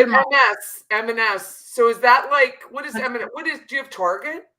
No. M&S, New Look, Evolve. Interesting. Yeah, we've Pennies and Dunn stores. Oh, do you? Yeah, and then Brown Thomas is one of the most expensive department stores we have in Dublin. That's where I got my confirmation outfit and fitted for my first bra. Talk about mortification with my mother. But that was what you did. You went in to get fitted for your first bra into Brown Thomas. People should get fitted I should get fitted. What am I saying? Yeah. I don't remember buying my first bra. No, I was mortified. My mother mortified me. Everybody was looking at me because I was 12 years of age with boobs. Asda, Tesco, Lidl, Aldi, Morrison's. Yeah. Asda. What's Asda? I know what a Tesco is because of Gavin and Stacey. But what is Asda? Asda would be like a Walmart, Publix, you know, not so much. Okay. So my sister lives in a place called Garrison, which is just outside Balik, where Balik Pottery is. And so when the pandemic hit, you know, they had much stricter rules than we had here, but she started getting her food delivered. I mean, she's got a big household, 3 big boys, and, you know, she's a mom that stays home and she cooks everything from scratch. So she gets her groceries delivered to this day. Oh my God, look at this. And they just bring it to your house. It's glorious. No cost. Yeah, no cost. What are you looking at? Balik. The town. Yeah, but then you just have to go to Balik Pottery, the factory. It's amazing. I took my clients when we were there and we did a tour. But all my dishes I have is all Balik Pottery. That's all I use. That's where you got my What did I get for you? No, you didn't get anything for me. You got it for my son. Oh, except they sent the wrong order. Yeah, but they're happy with it. It was bizarre. No, I didn't tell them. Yeah. So all my dishes are Balik Living. You should look up Balik Living. It's kind of day-to-day Balik household wear, kitchenware. Beautiful. If you ever go to Deborah's house, it's open. Feel free. It's open with Balik. And Newbridge cutlery is all I have. I don't have any other cutlery. That's one of our famous cutlery lines at home as well. Glen Eden. I just love these windows with the transom opening at the top. But how did they get out in a fire? That was never a concern. You're talking about the building of Believe Pottery. No, I'm talking about a residence. So you have this, and you only have this little transom. I guess you have to kick this out to get out. Yeah, they wouldn't have been thinking about that. Firefighters. Yeah, but you would just cut. You just look. They would just discuss the front door because I love these front doors. They're PVC. Yeah, they're all PVC. Don't they? I mean, there must be some upgraded PVC because they don't crack because of the cold. Yeah, no, for sure. And then they'd be metal on the inside, and they're insulated. Oh. So it looks to me almost like one of our, like if we had a security door, we call them indoor-outdoor doors, or a locked security door. That's what it reminds me of. Yeah. No, but they're molded so they can look fancy. Yeah, no, they're beautiful. I mean, and one is nicer than the next. And actually, I made a video in Dublin. I was in Dublin with my cousin Jennifer, and we were driving up to her house, and they have semi-detached houses. That's 2 houses attached together. Her house? And then there's terraced houses that we talked about, right? I made a video. I'll have to send it to you. And there must have been 50 houses. And over the years, because they're older now, every single house had replaced all the windows and doors, and no 2 were the same. Where is it? In Dublin. I mean, the video I think is on YouTube. I'll have to see, but I'll send it to you because there's no restrictions. You can buy whatever windows you want, whatever shape, color, design. There's not even historic issues? Do they have historic preservation kind of thing? Like maybe for truly historical homes, but they wouldn't be in a terrace of houses or semi-detached houses or anything like that. But I mean, my cousin just put in new windows in her apartment, and she was not under any restriction, even though she lives in an association where, you would think they'd want to keep them looking the same, but I guess not. Is this thatched? Yeah, it's called the Thatched Coffee Shop. That's thatched. Yeah, so bring that up so they can see what that looks like. Well, I got man in here. Decided he's going to park right out in front. Here it is. There it is. Thatch Coffee Shop. Yeah. So those are traditional homes, and that's a stone wash on the outside. And back in the day, that was how all the houses were built. And when I was home this year, I took my clients up to the Glencolmkill Folk Village, and they have a cluster of thatched homes going through the ages, Patty. If you can bring that up, the Glencolmkill. Wait a second. Look at the beam in this. Yeah, it's amazing. Yeah. So that's a freaking tree. I know. We have lots of trees, though. There's no question. Look at this. I wonder how old that wood-burning fireplace is. Oh, that's original. Can you zoom in on that? There's a stove in there, or is there a stove on that, or is it a dresser? Because sometimes they put dressers in there. They have stuff on it, so they use it for decor. Yeah. They have like a menu and flowers on it. What's the one you want me to show? Glencolmkill. You're gonna have to spell that. GLENCOL.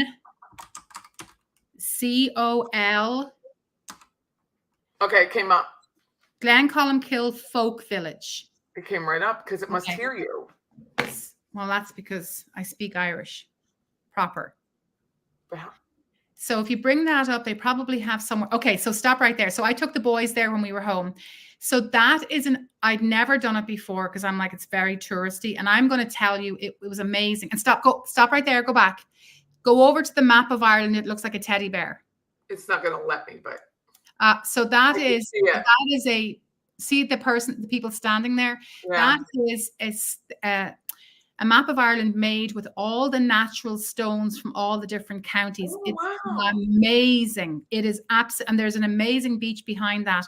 But that's the first thing. And then when you go over, when you swing it around, they've created a village of thatched cottages. That's the entrance. Oh, right there. And they're all different eras.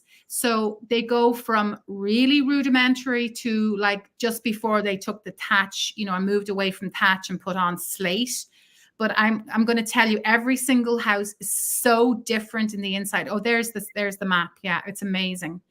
And that's the beach in the summer with filters because it's not like that every day. So Donegal is that big, huge, sandy colored one at the top of the teddy bear on the left side. That's all Donegal. Right So here? see how rugged it is? Yeah. So that's why it's so attractive to tourists because, they have this thing called the Atlantic Way, and it's just the driving is spectacular if you get the weather. So that's just how far of a drive is it from Dublin to Donegal? 2 hours. But beautiful, right? Is it a beautiful drive? Well, it was more beautiful and slower in the past, but they've put beautiful road systems in like we'd have here. So there's the inside of one of the cottages. So what are the walls made from? It's plaster. It's clay plaster. And then you see the beams are exposed. Yeah. And then along with the thatch. And then it's waterproofed because of the wood.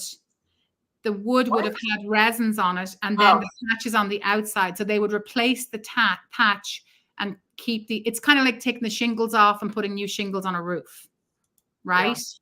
So there's a different era. See the open fireplace? Right. That would be very traditional. Now that's brighter than most of them would have been. Yeah, that's definitely under a filter. Yeah. So let's see what else we got. Yeah, see that one has the flag lights here. Yeah. Yeah. Well, I mean, because obviously it's attracting tourists. This lighting would not pass Florida code. They just have there's no condo. Listen, nothing about that house would pass. Look at that floor. That's amazing. I bet that stone floor. That's flagstone. And by the way, that's why we have 3-legged stools. Because the floors are not level. So the 3-legged stools work better than 4-legged stools on uneven floors. Does that make sense? Yeah, I didn't know that. Mm-hmm. Okay, you have some short people. Well, we would have been, the workers would have been short people back in the day. I mean, those are small. And then you see the wash basin because they wouldn't have had inside plumbing or anything. Yeah. And then the St. Bridget's Cross. Do you see the St. Bridget's Cross up on the wall? Yeah. Mm-hmm. And then that's a flagstone as well. So could have been in some of those cottages, they had dirt floors. There's an open hearth. That's a really old picture. Yeah. I mean, an old building. So do you see it's an open hearth? So they would have been cooking on that. See the apparatus coming down? Oh, I see it. Yeah, they would have been cooking on that. Did you guys have bed warmers back in the day? Well, if you go to Williamsburg, they have bed warmers. What, like a hot water bottle? No, it's like a thing. Yeah, I mean, basically like that, except it's metal, and you put it on the bed to warm the bed before you get in it. Well, they might have done hot stones. Elizabeth, huh? They might have used hot stones back in the day. So do you see the woman there with the spinning wheel? Hold on. I'm going to have to go for 1 second because it's time to feed the dog and he's jumping up because he's so hungry. We can go. Are you ready? I mean, if you need to go, we need to go. No. I just have to give him a spoonful of food. Okay. 2 seconds. She's very, very disciplined with that dog because he will roll her roost. You have a stone bed warming bottle. Yeah. Hot stone. Our Scottish lassie has a stone bed warming bottle. Well, that's what I'm saying. I mean, we would have used hot water bottles at home when I was growing up. You just fill them with boiling water. Think about that. They're about a foot long and they're rubber and they have a plug on them. And we had them. We had a redwood, but we didn't warm our bed with it. It was more like if you had a neck ache before a heat. No. Because you'd be freezing cold if you didn't have central heating. Oh my. So what else? Oh, that's a schoolroom. Go back up. Up. I was in that. The benches. Yeah. So that would have been, now that's more. Is this Little House on the Prairie? That's what it reminds me of. That's actually in the Glencolmkill Folk Village because we were in there. It seems to me that would have been, later on, like not a more back in the day. This looks like probably the 30s and 40s because look at the phones. Yeah, no, it's a bit. Look, it has an abacus. Yeah, of course it does. And then all the priests and nuns are probably in photographs on the walls. Look, he's stuffed. They stuffed him. Well, I think he's just like a mannequin. But so that would have been very typical. See all the pictures. See the Sacred Heart. I think it's a Sacred Heart up over the church, over the fireplace. Well, there's a Bridget, and that's not Sacred Heart, but yeah. Well, it's some saint. That's a Sacred Heart right there. That's the Sacred Heart. Where's the Sacred Heart? Right here. Oh, okay. Well, I don't know who the boy is above. Somebody anyway. That would be very typical. Probably Bridget. Probably St. Bridget. Yeah, maybe. Big deal, So how much was it to go through there? Oh, €6. Oh, that's nothing. And then that's the beach. Look at this. So that was one of the really early ones that they recreated. I mean, it was such a Is cool that what journey. they did? They recreated these or they moved them? Well, they recreated them. But I'm going to tell you, even for me, I'd never been through these like that. It was quite the experience for me as well. I'm like, wow, this is really cool. The boys were like, you have to duck through these doors? Yes. Yes. Yeah. Everyone was so short. You had scurvy, I guess. Yeah. And then, of course, the Willow Patter in Delft would have been very popular too. Okay, what is this one? I have no idea. Not a clue. That's pretty interesting, Deb. Right? What's interesting is the water there. I mean, that's a beach. Great. That's a beautiful beach. We walked on the beach when I was home with my clients. But you see, if you pull out on that map, you'll see how far north it is. Like those are typical houses, regular, ordinary. Like that would be like it would be a 3-1 with maybe a garage or not. Just depends. This is exactly what it looks like. That grass look as lush as or feel as lush as I think it does? Yeah. Our grass here is trash. No, but you see, remember, they would be grazing cattle on that. I don't care. I just want to roll in it. When I go home to Kentucky or Pennsylvania, I literally roll in the grass to feel and smell the grass because ours is such trash. Okay, I'm not rolling in the Irish grass because cows and sheep. Love it. Look at that. But for us, it's a pain in the neck because you have to pass another car there, right? So you have to pull into the ditch in order to be able to pass a car. So they have to trim those ditches because it's hard to pass and you don't want to go into the ditch with your car. Now, that's a very traditional house, very traditional house. And that's obviously occupied. So you see upstairs, it's short. So that's a story and a half. It's not a full 2-story. Like we would call it Cape Cod here as a story and a half. So it would have like some of the ceiling height would be into the attic area above that. And the water is this way, right? Over this? Mm-hmm, mm-hmm. So the house on the right has a premium lot, probably not that one, the one behind it. So anything down with water views is going to be premium lots. Of course. So even with the Atlantic, I mean, it's premium. It's gonna howl like heck. Are these beaches open, Deborah? Like, can I go to this beach and hang out in my skivvy? It's totally free. There's no cost involved. No cost. No, not like Bel Air Beach, eh? No, well, you have to have a permit to park. No. It's just totally free. All the beaches are free. If you go to Rosnowla, if you bring up Rosnowla, you can see that beach. That's where I learned how to drive. I don't know what that, you have to spell these things. Patty can't. Ross, ROSSNA. Oh, it came up. Oh my God, it hears you. Swear to God. So this one is 5 miles away from no, that's not true. It's 3 miles away from where my parents lived. So we would drive. We all learned to drive on that beach. So you come down that road. Some of those Shetland TV shows I watch.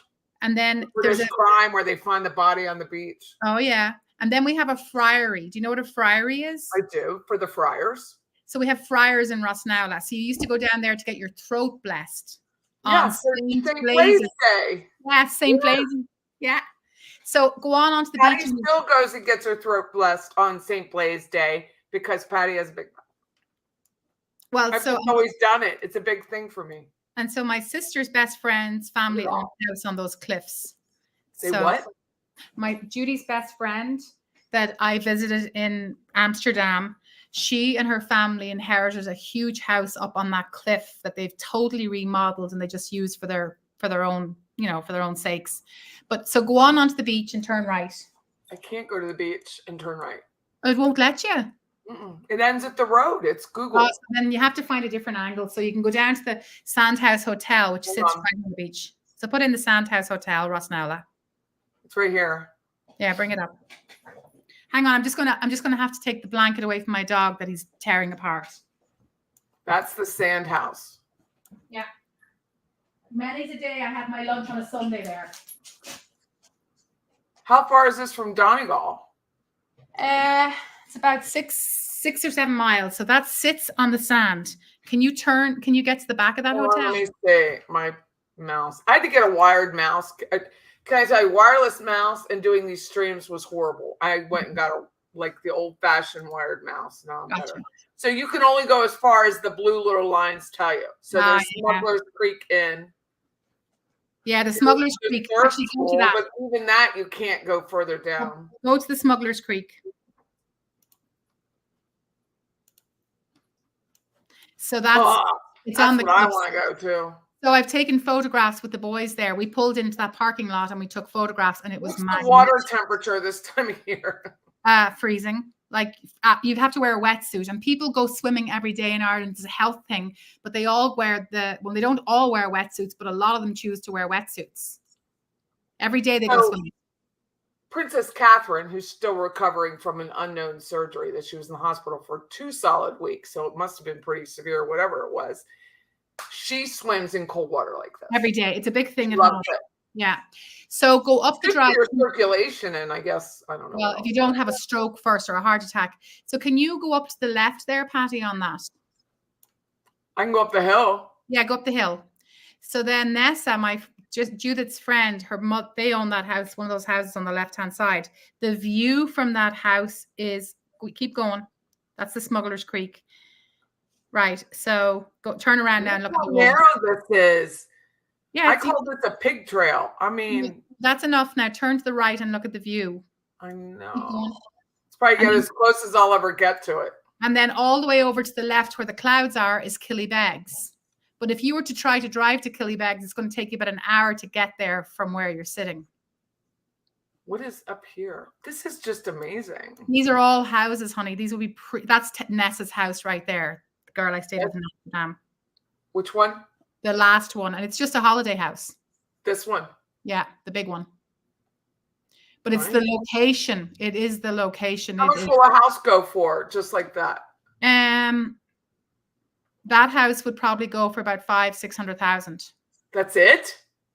But that's a lot of money because it's an old house, Patty. And that would be in the winter months there, it would be super blustery, and you'd want to have triple pane windows to be able to manage the wind coming off the ocean. But it's cuddle weather. I know. And then that's the Smuggler's Creek there, where you can just go down and have the most amazing seafood and drink and roll home. Is there anything open during the winter months? Yeah, that's it there. Look at all the cars. It is open. So that's a seafood restaurant. In October 2021. Yeah. So that was after the start of the madness. So, if you guys don't know, you can go back in time. So here it'll do October 21, and here's January 2010. So it'll show you what something looks like in January. So obviously a little bit more desolate. Isn't that cool? So I use Google Street View every day. Yeah. Because I want to know, this is a good thing if you're selling a home. I go back in time and I want to see what it looked like before. So did you just throw lipstick on a pig, or has it been really maintained? Yeah, that's actually a really good tool. Strictly no parking. Well, don't be, Because what happens is, you see, there'd be a huge overflow from the Smuggler's Creek. So you have to understand, on July the 6th, all of the Orange Men from Northern Ireland, which would be a Protestant group with bands, come to Rosnowla. So stop that view right there. Do you see over to the left-hand side where all the little white dots are, sort of in front of that car? Yeah. Okay, they're all caravans or mobile homes, but holiday homes. Where? On here? Yeah, because you see where the hotel is? That's the hotel there. So they're all prime luxury mobile homes, and mostly owned by people from Northern Ireland. Oh, right here. Yes. And they're on the cliff overlooking the beach. So if you go down to the beach now and look at the mobile homes, we're talking about, these are vacation homes that are Mac Daddy second homes. Mac Daddy, mostly owned by Northern Ireland people. So on the 6th of July, when they're doing their parade. And that was the stand house? Yeah, beside the sand house. Yeah, I'm allergic to cold water too. Oh, right here, just these single wides. Well, but we call them mobile homes or caravans. But these are luxury These are luxury vacation homes. I mean, they have TV, they have not bathrooms, washrooms, and they have wet rooms and porches. And I mean, and then they go over to drink and eat in the hotel as well. Did you I mean, stay here? I have not stayed there, but we've eaten lunch and dinner there many, many times with my parents. Many times. I don't want that switch. She goes, Lassie says, that's how big the road is where I live. You can get a car and a tractor past one another easily. Okay, Yeah, no problem. Fine. Yeah. I mean, we have narrow roads, but I guess it's just perspective until you're driving it. So then I'm going to take you up to Ballantrae now. Okay. So go into your search bar. Okay, I did. BALL. Show right up. Stop it. Google is so nosy. Okay, where am I looking? So if you can go to, I can't really see it. We're seeing Bridget's community. Okay, so that's where my parents are buried. Go to the really? The church. Yeah, go to the church. I'll show you their grave. This is getting interesting. Okay, so that's the church I was married in. That's the church I was married in. Turn right. Well, it's not going to let you because it's private. Oh, come on. Are you serious? Mm-hmm. Go up behind the grave and see it, though. But go behind it. Wow. So where are they? Like, where in respect to? Okay, so stay where we are. No, turn it back around so we can see the church. Okay, do you see the 3 sticks or whatever they are to the left of the church? No, stop. Go back. The 3 sticks. Go back down to where you were, further down the road, and turn around now. Okay, stop right there. It's still not perfect. Okay, so the old graveyard is always in the front grounds of a Catholic church. Really? Yeah, so when you pull into the parking lot on the left, you're going to walk. That's the church. That's the priest. Used to be the priest's house. It's no longer the priest's house anymore. He has a new house. Did you call them rectories? Yes, it's a rectory, right? So you walk in to the left and you go straight up the front to the front door and you pass by the graves on both sides. So can you just go up the street for a minute so I can show you? Yeah. So go on a wee bit more. Now, some of those up towards the front. I see the steps. This is a path. Okay, so some of those are much older graves, and around to the left, which we won't be able to see, is where the priests are buried. So they're even more Celtic. So these are the older parts of the graveyard. And then in front of that is old as well. But you see where the green bank is to the left of the church? The green trees up there. So my parents are off to the side there. They bought a field from a farmer. Whole town over there. Huh? Looks like a whole little town of what do you call them over there? Graves? What do you call them? Yeah. So you see how there's still some green space over there because they bought some extra land and they're just selling the graves because the graveyard was full. So my parents are my parents' grave is right up. See where the black square is there? They're sort of slightly to the right and up behind that. And that is where I will be going when I pop my clogs in a box between my parents. They're in a 6-people grave, right? So we use, yes, the washing does dry very fast when you live on the coast. So the way it works is we have a 6-person grave. So you have a coffin on one side. So mommy's on one side, daddy's on the other. And then the next person will go in top of daddy because he died first. And then the next person goes in on top of mommy. So they're stacked 3 high.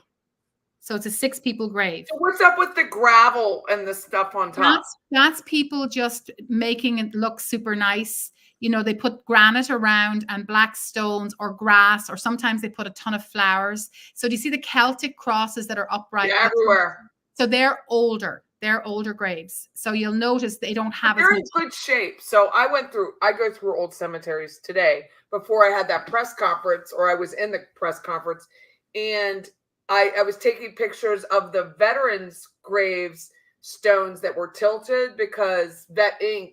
that I'm on the board, they'll go in and we'll move the stone and straighten it out. Yeah. So that's in my free time. So this is a small village. Ballantrae is a small village, very small. Catholic school, Catholic church is right there. This Catholic school is up on the hill beside the church. If you go down to the village, that's the community center on the left and the church, the priest's house. Is this where you grew up? Yeah, this is where, well, from when I moved from Dublin, yeah. So then go down there, turn left on that road and keep going down to the village. That's where Rachel did her Irish dancing, my sister.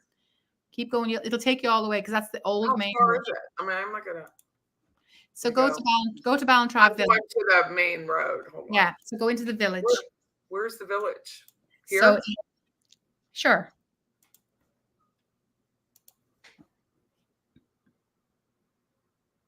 There's a village there? Yeah. That's the village? That is a village. That's the Protestant church. Turn it to the right, No, turn to the right, all the way around. All the way around. No, keep going round and round. I want you to go behind that school. No.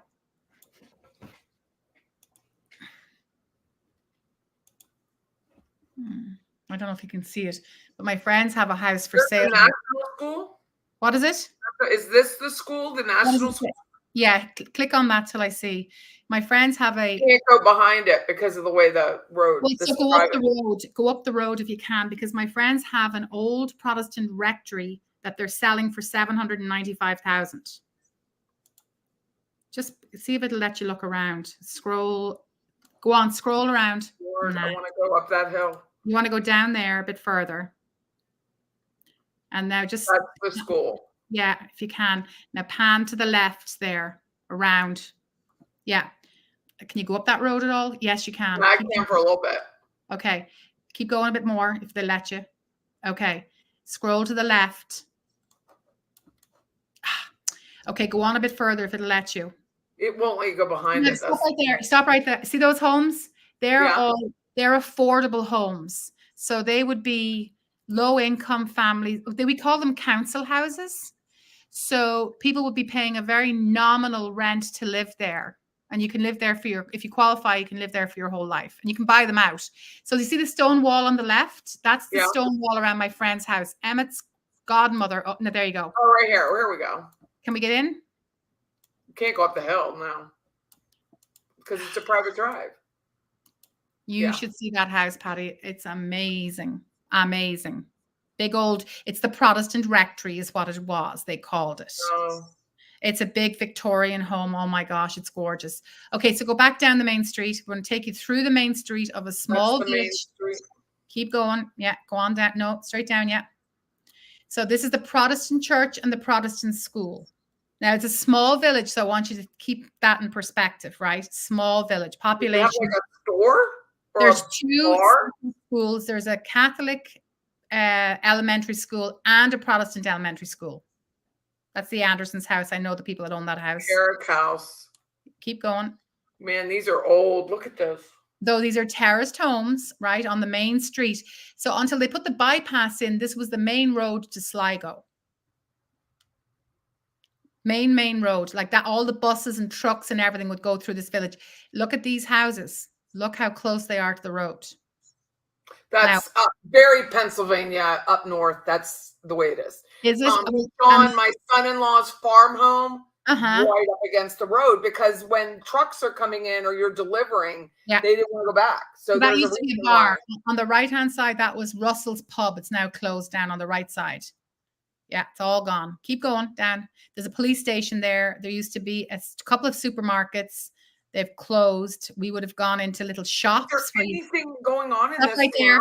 Stop right there. Go back. Go on. See that there, right there. So this was the stonework on the front, on the right, the stonework. Yeah, it looks like stained glass. That was a shop downstairs. You would go in and he'd have a counter and you'd order things and he'd put them on the counter and you'd bring them home and you'd run it on tick. So you'd have a notebook and you would put it on tick. In other words, you didn't have to pay for it. Like Little House on the Prairie. Well, you would just put it on tick and then the parents would go in and pay for it. And that's the bus stop.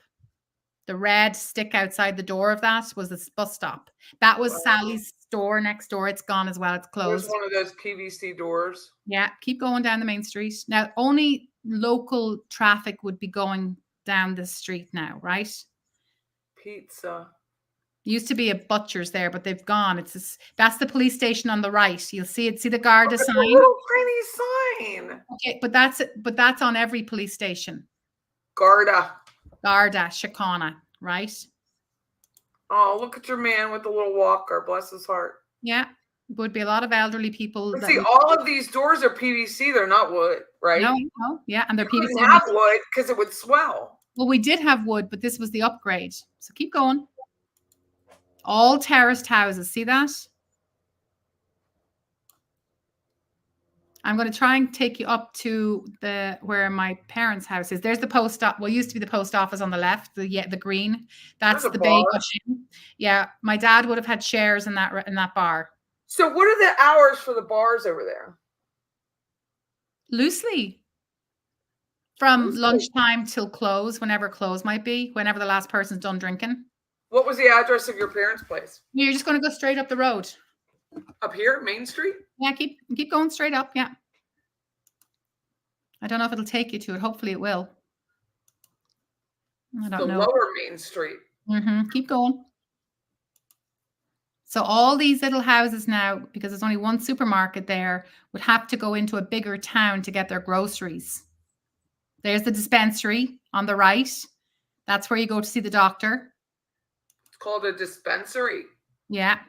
Then there's new construction homes in there that for some reason never got finished and nobody knows why. They ran out of money, Deborah. Probably. Okay, keep going.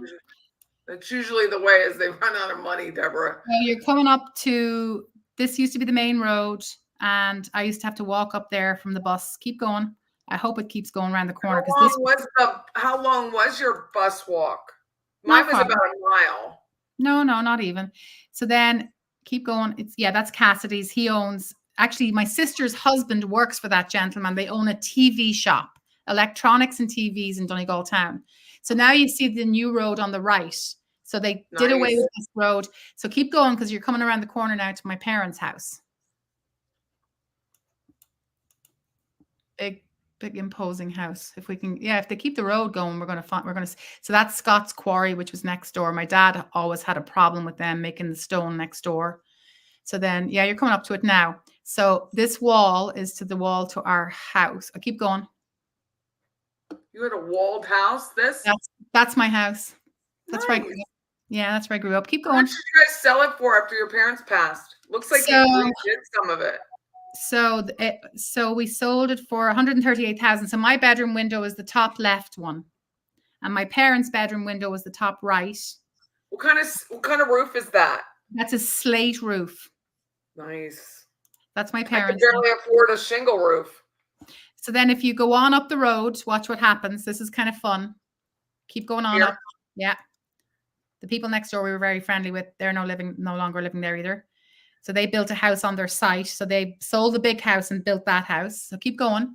And it's going to take you out onto the main road, the new main road. And you're going to turn right. The main. Like turn right. Now you're going to drive down. N15. Yeah. So now you're going to keep driving. So what does N mean? North 15. Keep going. We have a US 15. Now watch what happens. So there's my parents' house. Go back. Turn around. I saw it. So that's my parents' house there. Right there. They took down all the trees. They took our apple tree down. Yeah. And then you're heading into Donegal town, which is where I showed you the diamond, and it's 8 miles down there. So how cool was that? It was very cool. Thank you. Why is it so dark at your house? Because the sun, I'm west facing, so I had to close the curtains because the sun belts in the window. And so I'm like, I couldn't see anything, so I'll just put on a light. Some good LED. Not the problem. See? I'm back. So I am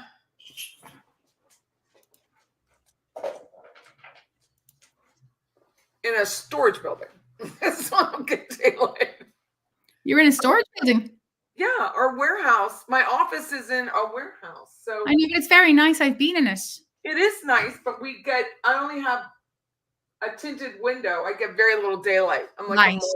So I've noticed on this video, because I've got like Oprah lighting in here now. I have different lights for different sides of my face.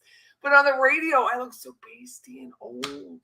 No, you don't. You look fantastic. Oh my God, I got the gullet. So the other day, this is what I was doing. I was like, Tish, can you hear me? The microphone under my chin. You're trying to cover yourself up? Girl, just grow mature gracefully like I do. Well, I'm not. What am I going to do to it? I'm like, it's a neck. I have it too, honey.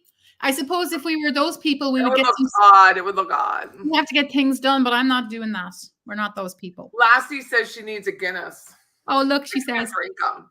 that was cool having a tour around Ireland. I feel I need a Guinness now. I could never drink Guinness. I need Lassie to come on with me and do a stream where we talk about crime, how they solve crime in Scotland. If it's really like the TV shows. You're so fascinated about crime. You're hilarious. I am fascinated by crime. I know. But you know that in that house where my parents lived, when we were having the trouble, when we had the troubles in the north, there was a Protestant family that lived across that new main road that I showed you. Okay. Right. I'm sorry. There was a Protestant family living there. We were Catholic. And one of the daughters was dating a Catholic from Northern Ireland. The border from where you were on that main road is probably less than 8 miles, right? Do you know that boy came over to visit his girlfriend at the house, and he was taken out by the IRA in the driveway? And of course, we were all in our house and the neighbors were in their house and nobody heard anything. The place was swarming with police to try and figure out if we had heard or seen anything. And they killed him dead in his car. That was back when we had the troubles. There was a lot of that, shooting a Catholic in the north or a Protestant in the south on the border areas. But that was right around the corner. We had what we call the special branch patty at our house. Special branch police. They didn't wear uniforms. They wore suits and they had guns, because we didn't really have guns back in the day. We do now, but we didn't back in the day. It was just crazy stuff that happened during the troubles. Well, thanks for coming on with me.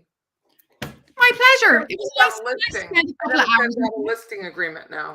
All right, off you go. Love you, girl. Go home and cook. Goodbye. I started with HelloFresh. Good for you. Well, I got to cook it for Chris. It's not even my kind of dinner, so I'll cook it for him. And he'll have dinner and lunch. Huh?